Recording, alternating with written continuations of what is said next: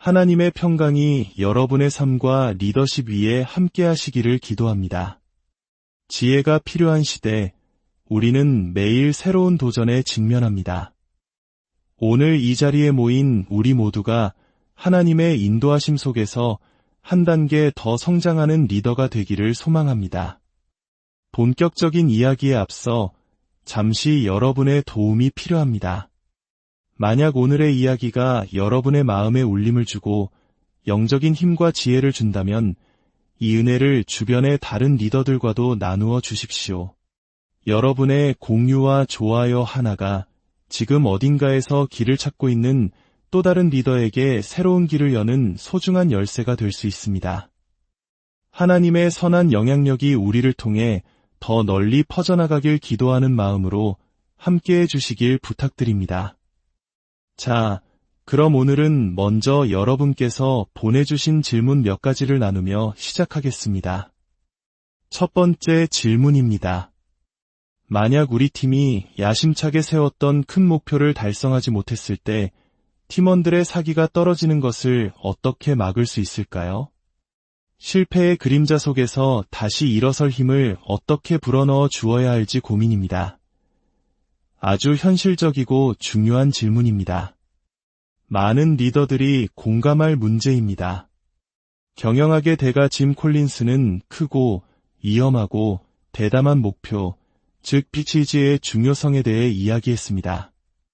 이런 담대한 목표는 조직에 엄청난 에너지를 불어넣지만 달성하기까지 너무 오랜 시간이 걸리기에 때로는 독이 될 수도 있습니다. 여기서 우리가 리더로서 먼저 점검해야 할 것은 올바른 종류의 목표를 세웠는가입니다. 저는 제 삶과 리더십에서 결과 목표보다는 과정 목표를 세우려고 노력합니다. 그 이유는 우리는 대부분의 결과를 통제할 수 없지만 결과를 만들어내는 과정, 즉 우리의 노력과 행동은 통제할 수 있기 때문입니다. 예를 들어 체중 10kg 감량은 결과 목표입니다. 하지만 매일 저녁밥과 단 음식을 끊고 일주일에 4번 운동하기는 과정 목표입니다.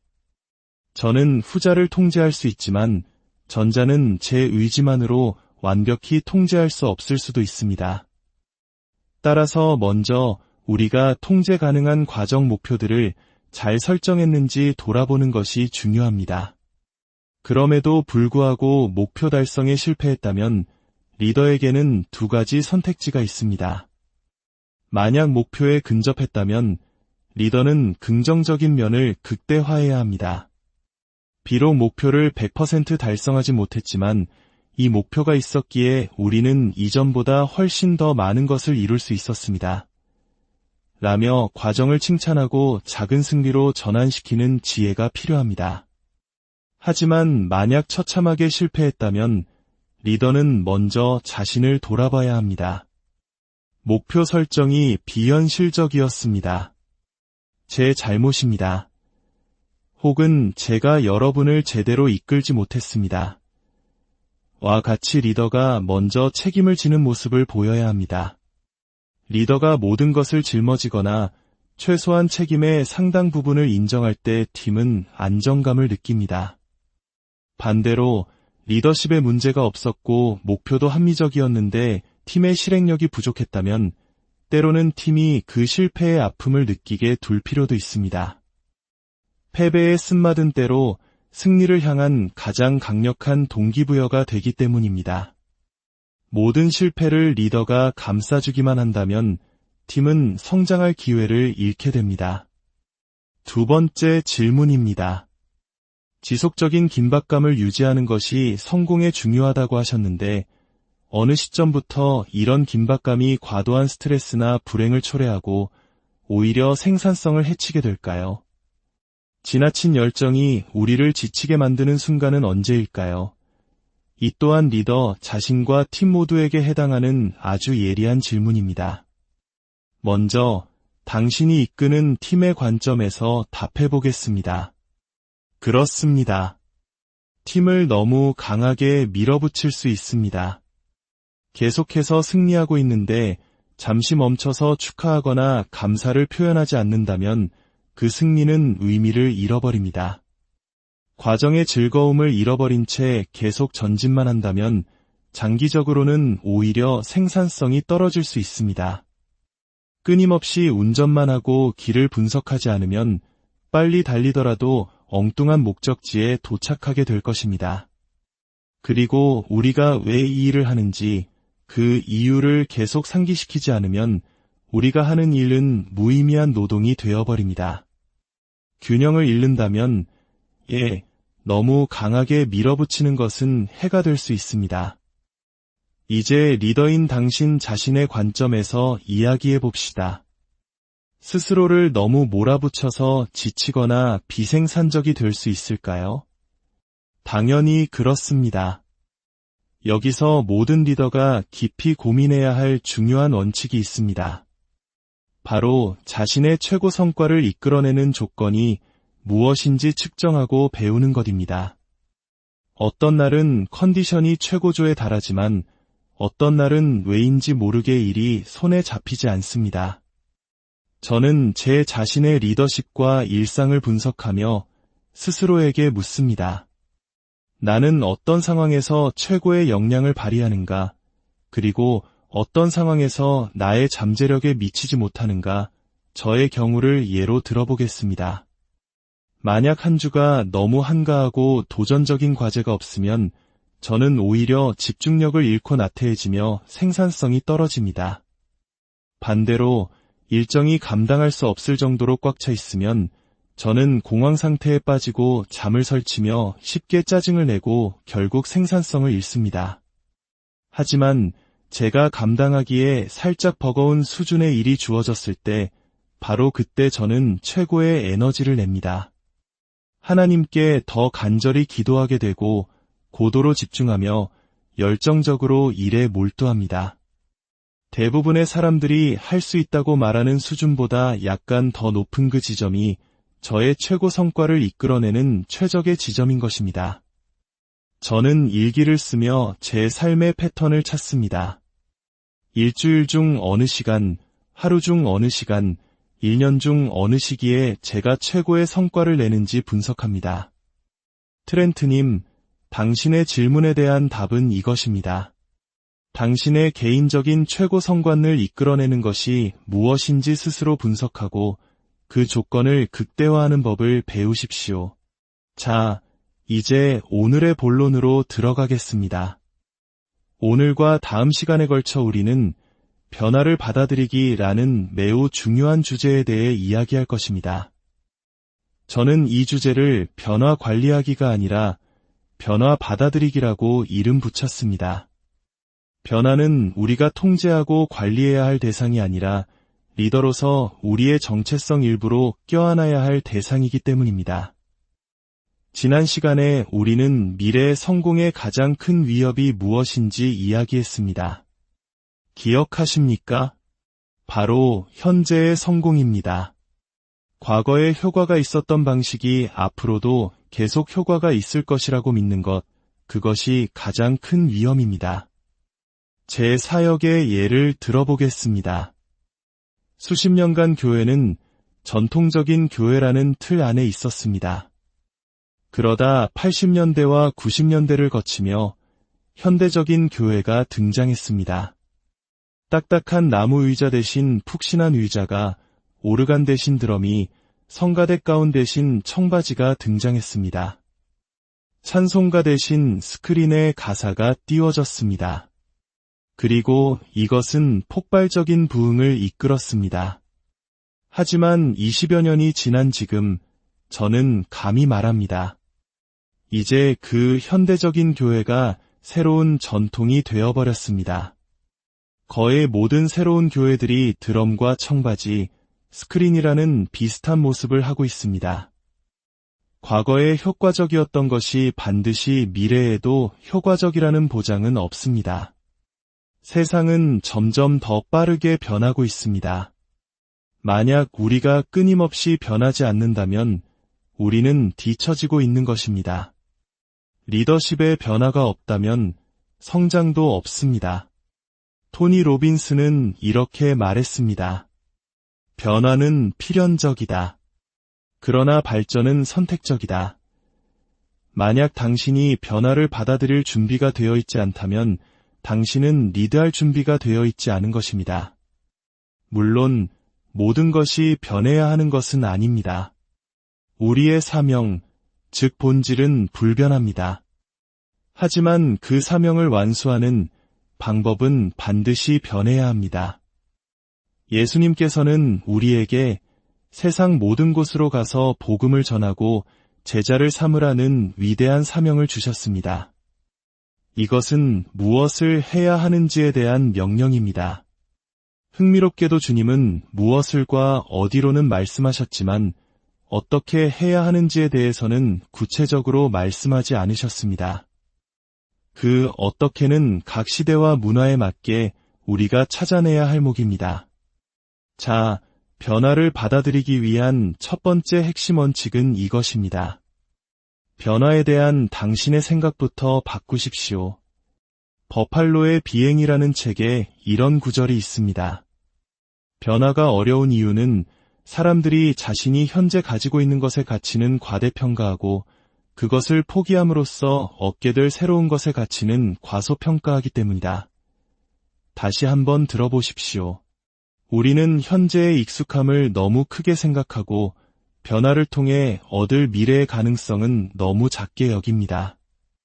우리는 흔히 사람들은 변화를 싫어해 라고 말합니다. 하지만 정말 그럴까요? 아닙니다. 사람들은 새로운 직장, 새로운 집, 새로운 차를 원합니다. 새로운 옷을 입고 새로운 장소로 여행 가고 새로운 음식을 먹는 것을 즐깁니다. 사람들은 변화를 싫어하는 것이 아닙니다. 사람들은 우리가 그들을 변화시키려는 방식을 싫어하는 것입니다. 이 차이를 이해하는 것이 핵심입니다. 사람들은 스스로 변화하기 위해 도움을 구합니다. 트레이너를 고용하고 수업을 듣고 책을 읽습니다. 사람들은 변화를 원합니다. 단지 강요된 변화, 일방적인 변화를 싫어할 뿐입니다. 리더로서 우리가 변화에 대한 생각을 이렇게 바꾸면 다른 사람들의 변화를 돕는 방식 또한 바뀌게 됩니다. 사람들은 언제 변할까요? 단 2가지 경우뿐입니다. 어쩔 수 없이 해야만 할 때, 그리고 스스로 원할 때. 의사가 당신에게 살을 빼지 않으면 큰일 난다고 경고할 때 당신은 다이어트를 시작합니다. 해야만 하기 때문입니다. 혹은 거울을 보고 이대론 안 되겠다고 스스로 결심할 때 당신은 다이어트를 시작합니다. 원하기 때문입니다. 리더로서 우리의 역할은 팀원들이 해야만 해서 마지못해 변하는 것이 아니라 스스로 원해서 변화하도록 만드는 것입니다. 어떻게 그렇게 할 수 있을까요? 우리는 무엇을 할 것인지 설명하기 전에 왜 해야 하는지를 먼저 이야기해야 합니다. 제가 23살의 젊은 전도사였을 때의 일입니다. 제가 섬기던 교회에 젊은이 몇 명을 데려오는데 겨우 성공했습니다. 그들은 앞자리에 앉으려고 했는데 2번째 줄에 앉았습니다.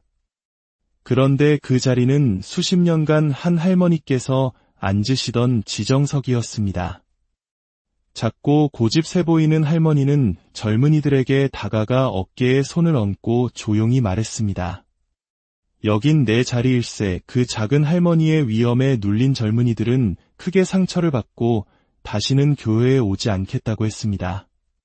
저는 절망했습니다. 저는 그 할머니와 대화를 나눠야 했습니다. 저는 할머니께 손주가 있는지 여쭈었습니다. 할머니는 눈에 넣어도 아프지 않을 손주 이야기를 신나게 하셨습니다. 저는 조심스럽게 물었습니다.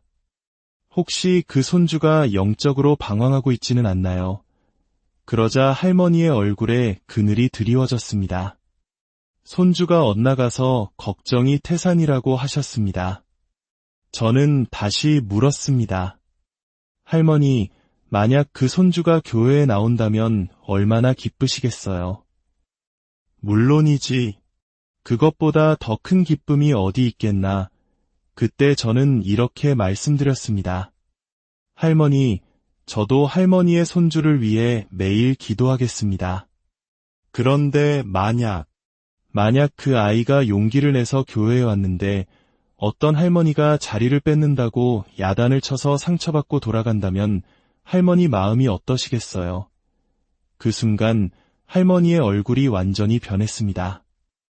자신이 쫓아낸 젊은이들이 바로 자기 손주와 같은 아이들이라는 사실을 깨달은 것입니다. 그 이후 할머니는 완전히 다른 사람이 되었습니다. 그녀는 교회의 누구보다도 새로운 사람들을 환영하는 가장 열렬한 지지자가 되었습니다. 무엇이 할머니를 변화시켰습니까? 제가 자리를 양보하세요 라고 말하는 대신 우리는 길 잃은 영혼들을 구해야 합니다 라고 말했기 때문입니다. 사람들은 당신이 하는 일에 먼저 마음을 열지 않습니다. 당신이 그 일을 왜 하는지에 마음을 엽니다. 누군가 말했습니다. 사람들은 무엇을 위해서는 일하지만 왜를 위해서는 목숨을 바친다. 이 왜라는 질문은 변화에 저항하는 비판자들을 무장해제시키고 변화를 지지하는 옹호자들에게는 힘을 실어줍니다. 리더로서 우리는 변화를 우리의 정체성으로 받아들여야 합니다. 저는 이것을 일관성 있는 다양성이라고 부릅니다. 예를 들어, 저는 운동을 할 때 항상 같은 근육을 단련하지만 매번 다른 방식으로 자극을 줍니다.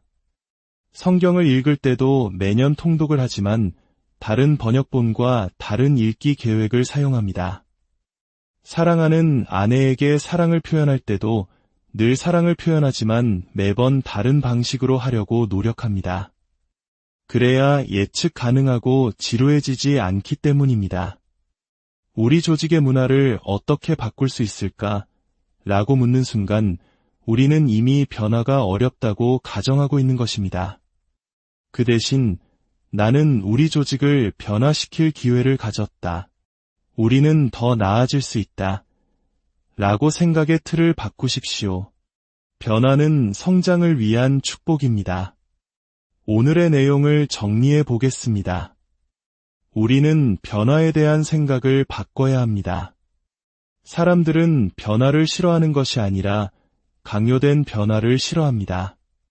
사람들은 해야만 할 때와 원할 때 변합니다. 리더인 우리는 사람들이 원해서 변화하도록 이끌어야 합니다. 그 방법은 무엇이 아닌 왜로 시작하는 것입니다.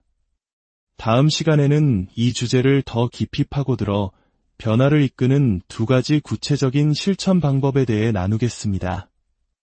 오늘의 말씀을 마무리하며 여러분 스스로에게 2가지 질문을 던져보시길 바랍니다. 첫째, 리더로서 성장하기 위해 지금 당장 당신이 바꿔야 할 단 1가지는 무엇입니까? 더 나은 경청자가 되는 것입니까? 회의를 더 효율적으로 진행하는 것입니까? 다른 사람들을 더 격려하는 것입니까? 구체적으로 단 1가지만 정해보십시오. 둘째, 그 변화와 성장을 이루기 위해 이번 주에 당신이 실천할 구체적인 행동은 무엇입니까? 기억하십시오. 정의하지 않으면 실행할 수 없습니다. 아주 작고 구체적인 행동 계획을 세워보십시오. 변화는 즐거운 것입니다. 성장은 기쁜 것입니다. 변화는 선택이 아닌 성장을 위한 하나님의 부르심입니다. 주님께서 여러분 각자의 리더십 여정 가운데 지혜와 용기를 더하시고 여러분을 통해 놀라운 변화의